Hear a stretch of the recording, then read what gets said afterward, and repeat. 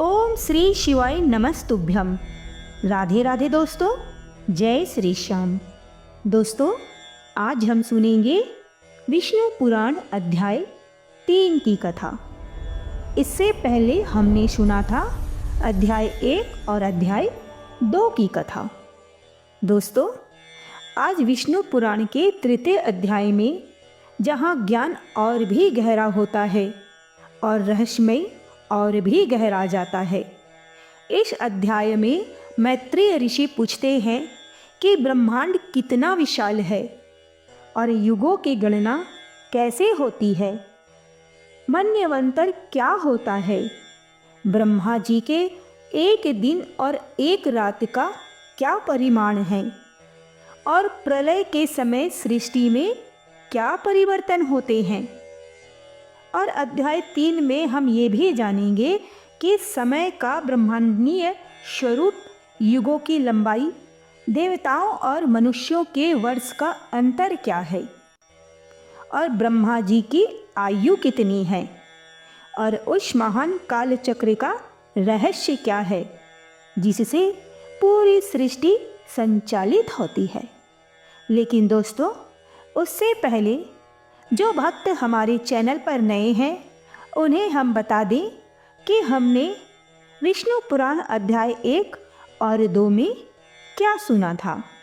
तो दोस्तों, विष्णु पुराण के पहले अध्याय में हमने जाना था उस समय को जब इस समय ब्रह्मांड में कुछ भी नहीं था, ना पृथ्वी थी, ना आकाश था और ना ही जल था। केवल एक ही सत्ता विद्यमान थी और वो थे श्री हरि नारायण। जी हाँ दोस्तों, हमारे परम परमेश्वर नारायण, वही परमात्मा जिनकी इच्छा से माया, प्रकृति और संपूर्ण सृष्टि की हलचल आरंभ होती है।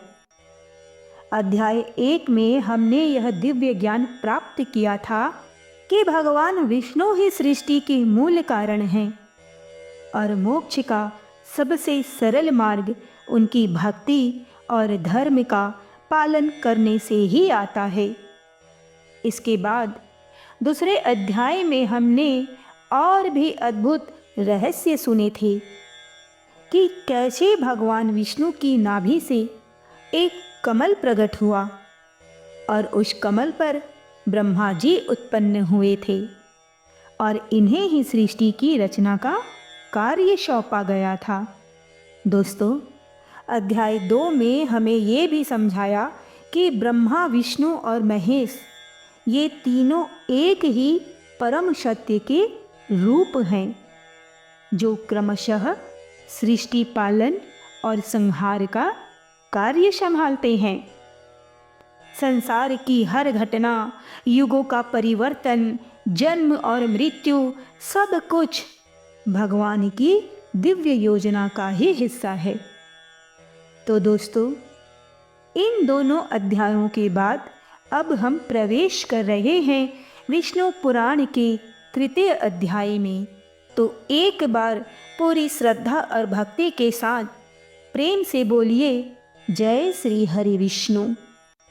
दोस्तों, आप लोगों से निवेदन है कि अगर आप लोगों ने अभी तक हमारे चैनल को सब्सक्राइब नहीं किया है तो तुरंत कर लीजिए, क्योंकि हमारे चैनल पर विष्णु पुराण के सभी अध्यायों को डाला जाएगा।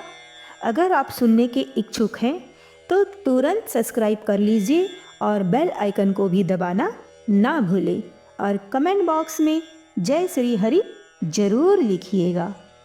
तो चलिए विष्णु पुराण का तृतीय अध्याय शुरू करते हैं। हे प्रिय भक्तों, आज के इस पवित्र प्रसंग में हम सुनेंगे विष्णु महापुराण के तृतीय अध्याय का वो दिव्य ज्ञान जिसमें मैत्रेय ऋषि भगवान पराशर से ब्रह्मांड की रचना, युगों का कर्म और ब्रह्मा जी की आयु और कल्प मन्वंतर का रहस्य पूछते हैं। मैत्रेय जी विनम्र होकर कहते हैं कि हे भगवान, जो ब्रह्मा, निर्गुण, शुद्ध, अप्रमेय और निराकार है। वे सर्ग, स्थिति, संहार जैसे कार्यों के कर्ता कैसे हो सकते हैं? मैत्रेय जी की बात सुनकर पराशर जी कहते हैं कि हे तपस्वी मैत्रेय, जैसे अग्नि की शक्ति स्वभाव से उष्ण होती है, उसी प्रकार ब्रह्मा जी की शक्ति स्वभाव से सृष्टि रचना करने वाली है। यह बुद्धि से नहीं, अनुभूति से समझी जाती है। सृष्टि इसीलिए होती है क्योंकि ब्रह्मा में सृजन शक्ति स्वाभाविक रूप से ही निहित है। दोस्तों, पराशर जी आगे कहते हैं कि हे विद्वान, जो भगवान नारायण से उत्पन्न होकर लोक पितामह ब्रह्मा हैं, उनकी आयु 100 दिव्य वर्ष मानी जाती है।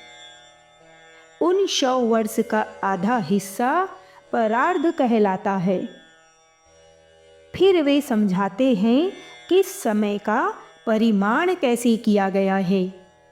जी हाँ दोस्तों, अब इस कथा को ध्यान से सुनिए क्योंकि पराशर जी अब समय का परिमाण समझा रहे हैं। तो सुनिए, 15 निमेष इजिकल टू 1 काष्ठा, 30 काष्ठा इजिकल टू 1 कला, 30 कला इजिकल टू 1 मुहूर्त।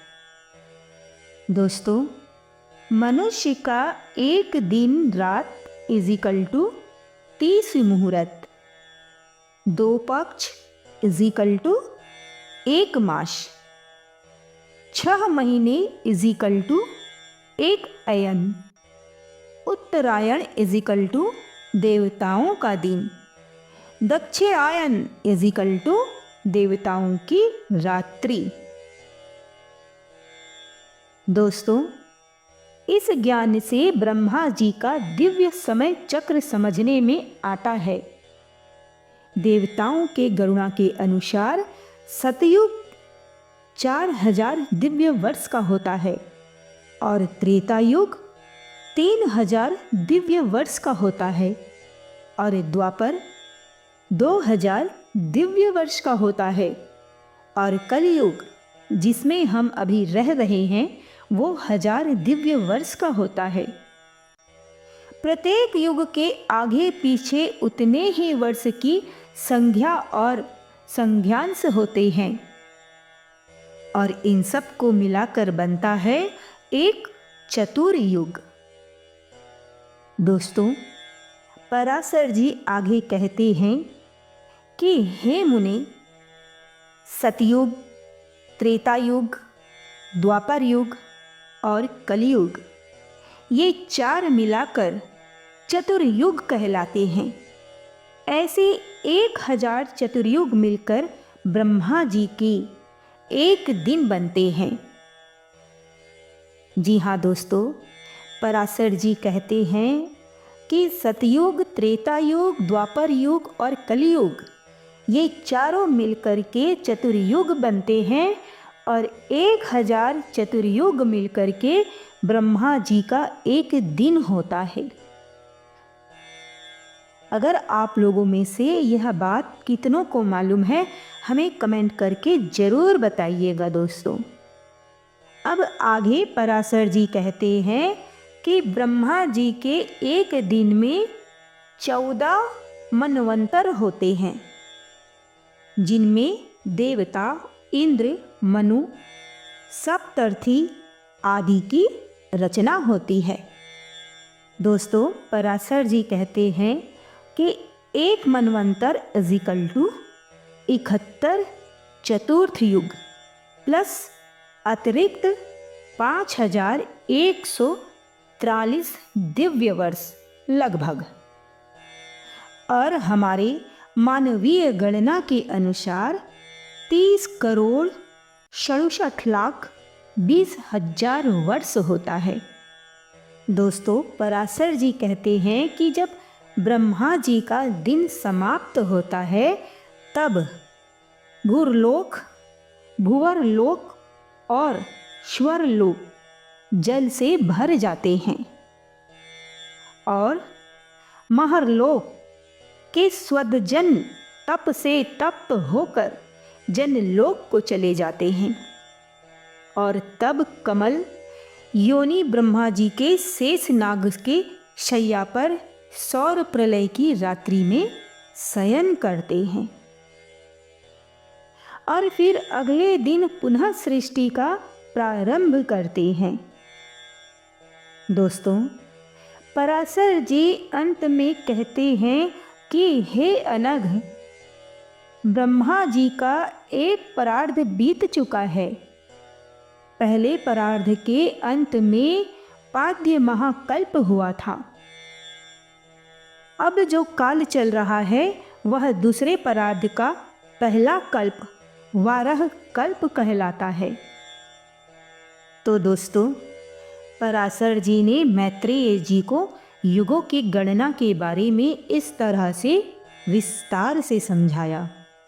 उम्मीद है कि आप सबको भी पराशर जी की बात अवश्य ही समझ में आई होगी। तो इस तरह विष्णु पुराण का अध्याय 3 यहीं समाप्त होता है। दोस्तों, यदि यह दिव्य ज्ञान आपको अच्छा लगा हो तो कमेंट में ज़रूर लिखिए जय श्री हरि विष्णु और हमें कमेंट करके ज़रूर बताइएगा कि आपको हमारे द्वारा बताया गया विष्णु पुराण की कथा पसंद आई है या नहीं आई है। तो चलिए मिलते हैं अब विष्णु पुराण के अध्याय 4 के साथ, जहाँ हम और भी रहस्यमय पन्नों की गुत्थी को समझने की कोशिश करेंगे। तब तक के लिए भगवान विष्णु की कृपा आप लोगों पर सदैव बनी रहे।